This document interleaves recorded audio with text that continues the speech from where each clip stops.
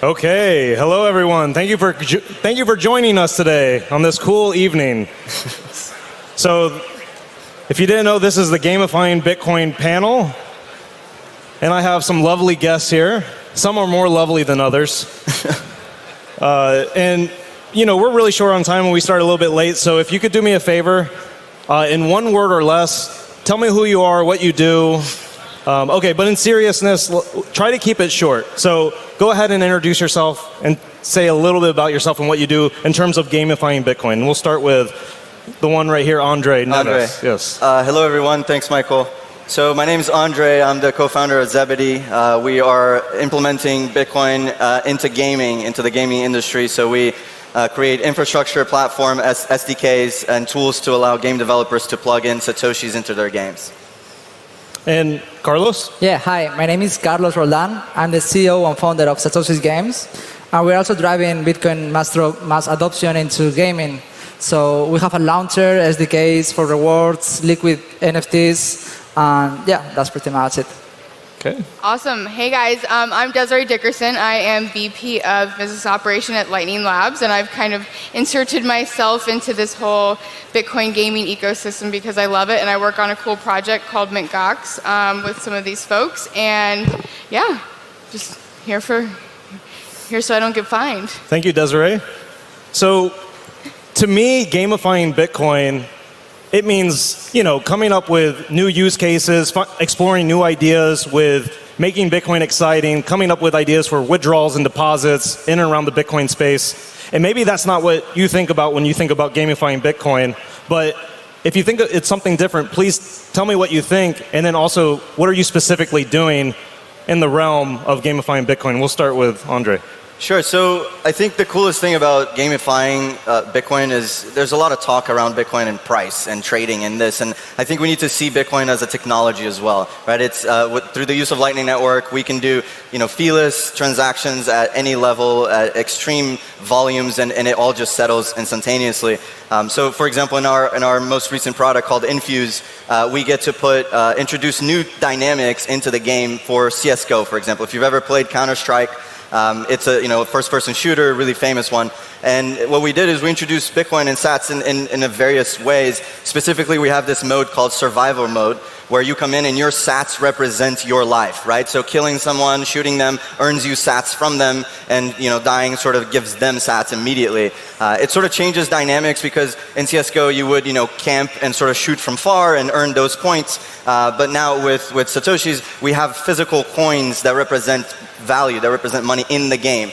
So we're hosting the Mint Gox Esports Arena here in the Bitcoin 2021 as well. So if you want to check that out live, if you want to play it, feel free to drop by it. And it just really changes the notion of skin in the game, right? People really feel focused and competitive when playing these types of games. And so I feel like gamifying Bitcoin, it's just scratching the surface right now, but I think there's a lot more to be explored, and I'm excited for game developers to use our platforms to then bring in the new things that we haven't even thought of. Hey, thank you, Andre. And Carlos, so what do you think? Are you kind of on the same page as Andre? Or? Yeah. Oh. Absolutely. My perspective is Bitcoin is the bridge between, in my opinion, the Bitcoin mass adoption through gaming. Right now, gaming, people have been interacting with games since over 20 and 30 years, and Bitcoin just leverage the power of that interaction. That's what we try to do at Satoshi's Games. We have our own Steam, which is Elixir, and we have the collection of games that they all interact within one Bitcoin balance. And because we believe Bitcoin is the digital money of the internet, that's how we unify them. So totally agree with that perspective. Nice. Yeah, I think bridging off of what Carlos said, something we think about a lot at Lightning Labs, and our CEO, Elizabeth Stark, is super passionate about is bringing Bitcoin to the next billion people. And to me, this new generation of gaming, and even these older generations, like my mom is now playing a lot of mobile games. Mobile gaming is targeting older audiences, so these are becoming very social platforms. My mom and I play Scrabble or whatever, Words with Friends together. And so these games are becoming these inherent social networks to these newer generations and even older generations. And to me, it's like, okay, everyone's playing games. Like, everyone has games in the palm of their hand. Like, how can we reach these people? And we talk about, like, how do we get mass adoption? And I truly, truly believe Bitcoin or gaming is how we're going to bring Bitcoin to the next billion people. And so, like, that's how I became super passionate about that. It's like, okay, this is the most logical on-ramp to putting Bitcoin in people's hands, and that's gaming. So Desiree, you mentioned, finding those new people and finding people that maybe wouldn't normally, even use Bitcoin. But I know, for instance, for Zebedee and maybe, Satoshi Games, what have you seen in terms of reaching, new audiences, and where are they from, and, what kind of users do you see? Yeah, I'll come in. So it's actually interesting. I was going to piggyback off of that. A lot of new gamers, since we launched the CSGO integration, a lot of just general gamers who have never even touched Bitcoin have just, come in. And I find it fascinating that they immediately know that they want to earn those sats, but they don't really know what sats are. So we have people on our Discords coming in and saying, hey, I want more stash, and I want more stash, and give me more stash. And they don't even know that that is Bitcoin, right? They understand the value nature of it. And so, a lot of gamers are coming in and really being introduced to Bitcoin the first time, and they don't have to go through the hurdles of, acquiring it, on-ramp, buying it. They're just playing the game that they're used to playing, and now they're like sort of earning some value back from that game in whatever way it comes through. And it's just, now they're incentivized to learn from the technology. They want to know what is a Satoshi, what is Bitcoin, and it just goes from there, right? So it's great to see users being onboarded through gaming as the very first step. Yeah, I mean, in our perspective in Satoshi's games, we have both sides of the feedback. From the perspective of gamers, that they just passionate about it, and basically in the case of one of our games, Light Night, one of the most impressive achievements we had is for a pre-alpha stage of a game, we are able to, by giving away Satoshis to incentivize early users of the game, we are able to retain like 1/3 part of the paying customers of the game on the daily basis, and that's quite hard for the traditional gaming industry. I mean, that doesn't happen. We're talking about a magnitude of multiplied by 3, the retention. The other side of the balance that I want to emphasize is in the game developers, like the ones that are implementing games with our technology and the liquid network assets and everything. They find extremely potential the integration and the safety, especially the safety to deploy Bitcoin games. Nowadays, if you are building on a game, no matter if you're an indie developer, you want to have more retention or traction, your options to safely in terms and conditions of the just few monopoly of launchers that are available in the market, you have kind of a very difficult situation if you want to implement crypto technology into a game and make it sure your game is not prohibited from Steam or Epic Games Launcher. So most of the indie game developers that are willing to implement Bitcoin into their games, they have no safety at all. So that's why we are working as well with them closely to make it happen. I think one interesting thing to like kind of look at it in a different light is like even is using gaming for other things, where it's like, I mean, now we're seeing like Fold and Satsy and a lot of these like new rewards apps like actually building gaming into like incentive models. So you have like the Fold spin wheel, and Satsy has a spin wheel, and then you have also I think Fold is working on an AR thing, and I think that's really, really interesting. I mean, my dad now is like addicted to like spinning this wheel, and so I'm like, okay, if gaming can be a way to incentivize behaviors, like we start opening up all these like new models for like advertising and marketing. And I think that's something cool that we've been experimenting with MintGox is like, okay, how can we actually get these users like directly interacting with these companies who are like sponsoring MintGox, and like how do we break down the fourth wall? And like that's something I think that nobody else is doing, and we've really been kind of like building towards something really unique there. So Desiree brings up, gamifying Bitcoin through other means than just video games. She brings up the Fold. I mean, I'm sure there's plenty of people here who have at least played the Fold game, But do you have any thoughts on the gamifying aspect of spinning the wheel or whatever it means to be gamifying in that aspect? Sure. It's a known thing from a product perspective. You need to gamify your product if you want users to learn new user flows and sort of paths, right? How to best learn from the user so that you're sort of teaching them how to use it. I think the notion of gamifying Bitcoin is very much in that sense. We have this very complex technology. It's brand new. It's well, for some of us, it's brand new. And it's sort of this massive stack that you need to learn, understand. It's a new unit of account. There's all these things. So if you gamify it in the sense of the fold and Satsi that we were just talking about, it's a much easier onboarding process. I think I also wanted to touch on something from MintGox. Lightning, specifically in terms of Bitcoin, allows you to do things that are not available elsewhere. So if you're trying to transfer value across a game, you can't use a dollar API, right? Like, it's not a thing. The cheapest thing right now to buy online is a 99-cent app, and when it hits your account, it's 129 because of taxes. So if you're able to send one Satoshi back and forth in a game, that is just inherently new. That is the new thing. So what we're excited at Zebedee is to provide that new sort of capabilities that don't exist. Talking about MintGox, we have a game called Bitcoin Rally that basically we stream that game live and we put a QR code on the screen, and audience members can scan that QR code, make a 10 Satoshi, 100 Satoshi Lightning payment, and directly affect and influence the gameplay of other 15 players playing live. Right? So you have an audience member breaking the barrier by the use of Lightning Network. And I think that's just one of the, again, we're just scratching the surface. This is one of the use cases. The gaming ecosystem is massive. We talk to people all the time. A lot of people want to be game developers. A lot of people want to just be streamers, and they just want to watch other people play games as well. So we're excited to sort of, be at the beginnings of this new world, but we're very excited for the new capabilities, right? Doing the same thing that already exists it's not that exciting. Let's jump to the next level.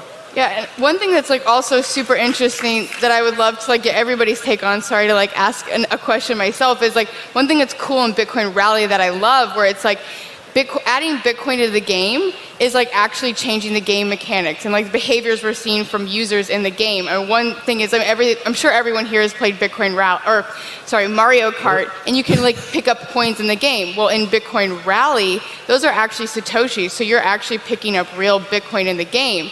And there's people who come to these tournaments and know they're not going to win the top 3 places and win those big prizes, so they're screw it, I'm gonna just go around the track and pick up as many of these coins as I can, so I can at least still cash out 1,000 sats. I might not win the 10,000 sat pot, but hey, whatever. So we're seeing people not even finishing these races because there's this new model in these games, and so I think there's a lot of really cool experimentation that can be done. So I don't know what you guys see for the future of that, because I'm really excited to see how this changes the gaming industry in that aspect. Yeah. I mean, in my opinion, I totally agree with the perspective of constructing a robust gamified model of a game is important, but I want to go one step after, because once you have a very solid and robust model, gamified, and is very attractive with Satoshi rewards and extra rewards, incentives, and the game design, it matches the economic design of the game, and you have that gamified process, the next step in the game is the distribution of that game. And that's what I wanted to emphasize as well, the topic. It's not very complicated to create nowadays a nice game with Bitcoin rewards. I think where the big challenge is, in the best case scenario, that big game succeeds and has traction. If you don't have a distribution tool that can publish your game safely, your game may not have enough visibility, or it may be banned from one of the distribution platforms that's available there. So I think that once you solve the barrier of having a gamified Bitcoin model game, how you can solve those issues around the distribution process is part of the game, as well as implementing Bitcoin for rewards, of course. Thank you. And we're talking about different transactions and stuff. I'm curious, can we talk about what does it look like in terms of the actual transactions that take place? How big are these transactions? How many of them? Do you see a big range, 100,000 Satoshis and 1 Satoshi kind of transactions? Maybe you can talk a little bit about your platforms, mainly for Andre and Carlos. What does it look like? I kind of know for Zebedee, disclaimer, I work at Zebedee, but talk a little bit about what it looks like in terms of the actual transactions. Sure, I'll take it. So at Zebedee, we have a set of games now. Like I mentioned, CSGO is the biggest one, of course. But we have other more like indie games that we're using to showcase, right? Look, this is what's possible. These are the capabilities that we offer.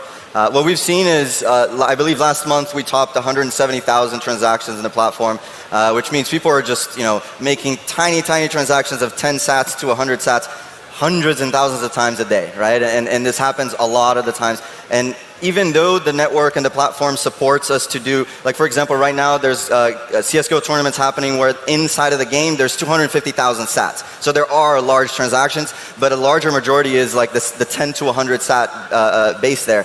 And again, it goes back to my point earlier. You cannot do that with any other current financial instrument. It's just you're unable to. So what we've seen is definitely high volume, low amount transactions is what is like the main crux of it right at this point. Yeah, in our case, in terms of transaction based, what is completely different is opposite. We have more low volume and high transaction, even using Lightning. Our average ticket is around $20, but we process an average of $15,000 per month. And it's quite interesting, especially with the late night game model, which we've been working on that game for over 1 year. And even though as a gamified model and in terms of transactions gives away, you complete daily missions, you unlock Bitcoin as part of a battle pass, you keep completing weekly missions, you play tournaments with the community, you keep earning and stacking sats. But it has, so far we have processed only on the Lightning model game with Bitcoin rewards over $100,000 just by making Bitcoin transactions. So if you don't mind, I want to make sure we have enough time. Oh, yeah. The last topic I want to kind of talk about is, NFTs have been gaining some traction in the Bitcoin space. It used to be, just for Ethereum kind of stuff. As we know, Liquid started essentially making NFTs available on Bitcoin, and some people are using these for their games. I would be curious if anyone wanted to talk about what they think about this and, just see if there's any conversation here. Carlos's company is doing exactly this, so I'll let you take it. Yeah, I mean, NFTs, I think, is the only available tool to protect game developers against black markets out there. There are several thousands of black markets. They don't protect their game assets, especially on CSGO and other highly concurrent or high traffic games. And by having a digital certificate or a digital copy that stands for a representation of a digital asset that you own, you have, it brings extra security, and it just not gives the security for the customers. It also brings a transparency community markets that instead of those black markets damaging your assets, you make them part of the game. You make them players in the game. So those black markets become community markets. They are no longer black markets anymore. They are just another distribute market that creates different entry points to distribute that NFT. However, I think the technology used to back up the infrastructure for those NFTs should be as much Bitcoin focused as possible and agnostic from the perspective of toxicalism or whatever you want to call some different views. So that's my perspective. Yeah, if I can just add, I think the most interesting part for me is, again, not specifically to NFTs, is the notion of virtual economies, right? Like, these games are siloed economies. You have World of Warcraft with your gold, you have V-Bucks and Fortnite, and these are value that people are putting in and never able to take out, and you can't go cross games. And I feel like the second we introduce Bitcoin into each and every of these virtual worlds, they become a massive virtual world. And virtual economies, in my opinion, are going to be so much bigger than physical economies because they don't have physical constraints, right? They're not limited by geographical location or reach or anything like that. You can just, I don't know the numbers, but I believe World of Warcraft has like billions of dollars in terms of monetary network, right? So I think what's interesting is Satoshi's games work perfectly fine with Zebedee, and Zebedee works perfectly fine with Satoshi because it's the same network. It's an open network, and open networks always win. That's the thing you can talk about any P2P decentralized network, that's always been the case. So to me, the cross-game compatibility is by far the most exciting thing. That's the future. We're going to reach the metaverse eventually with Bitcoin. The metaverse is kind of a buzzword, but yes, the metaverse, right? Let's do the metaverse, yes. Love it. Cool. And I know there could have been a situation where we want to put something up on the screen, or I know, that's okay. Yeah. I think we're... Yeah, I have a video that I'd like to show up about how our distribution platform for Bitcoin games works, which is Elixir. So if it would be possible to play, it would be great. how long is that video? I think it's 1 minute, so... Too long. Wow. You needed the 15-second version. All right. we have to maybe wrap up, actually. Yeah. So let's do closing thoughts, and if you want to share anything else, and sorry that we're low on time. We'll start with Andre and work our way down. And if you want to talk to someone directly, they should be able to have a chance to rebuttal at least. But feel free to have closing thoughts. Yeah. I mean, just closing thoughts. I think we're scratching the surface. There's a lot more to be introduced. There's a lot more development. There's a lot of stuff in development right now that we'll be sharing soon. Come by the Mintgox Esports Arena. You'll see all of this live in action. Go to zebedee.io, download our wallet, our Infuse app, and join mintgox.com to participate in this growing community of Bitcoin gamers. Yeah, and from my side, you can guys check out what we do at satoshis.games and our distribution tool to safely allow Bitcoin game developers or crypto game developers to deploy your games at elixir.app.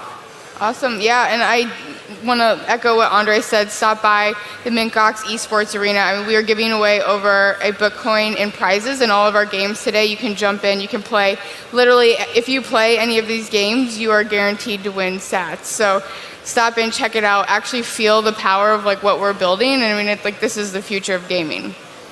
And I'm Michael Tidwell. Thank you so much for coming. And I promise you, I did not pick that picture for me. Yeah, I do not think I look cool in that picture. I don't know who. Cool. So thank you. Yeah.